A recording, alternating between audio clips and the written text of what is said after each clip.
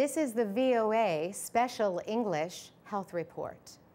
Tourists come to Zanzibar for its white sand beaches and historic buildings in Stone Town. But something else also makes its way to the Tanzanian island: heroin, trafficked across the Indian Ocean from Asia.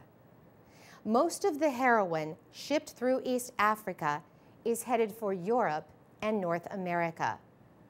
But Reychad Abdool of the United Nations Office on Drugs and Crime says a lot of it stays on the continent.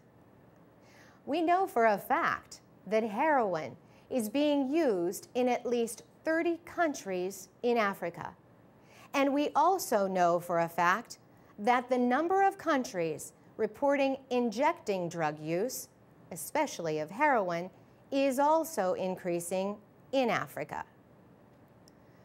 The problem in Zanzibar has led to some creative local solutions. Suleiman Mauly stopped using heroin 6 years ago. Now he operates a network of so-called sober houses. These are run by addicts themselves to help one another recover. There are 9 sober houses, 8 for men and 1 for women. Mr. Mauly himself went through a drug treatment program in Kenya, but it cost around $2,000, he says. Staying in a sober house costs about $100 a month. Most of the people are supported by their families. Treatment is based on the idea that drug addiction is more of a public health problem than a crime.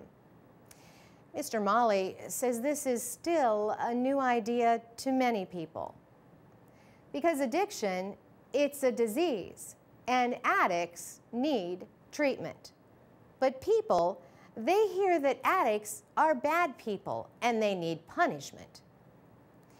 He says in the sober houses, the addicts are in charge of nearly everything. It's a new method to Zanzibar. It's a new phenomenon to East Africa, whereby drug addicts take responsibility to run the system. This responsibility, he says, is important to building their belief in their own abilities. The men also learn woodworking as a way to earn money. Much of the program is based on the 12-step program of Alcoholics Anonymous. But it also includes art therapy, yoga, and even acupuncture. This is done by Kasim Nouni, a sober house counselor and former addict.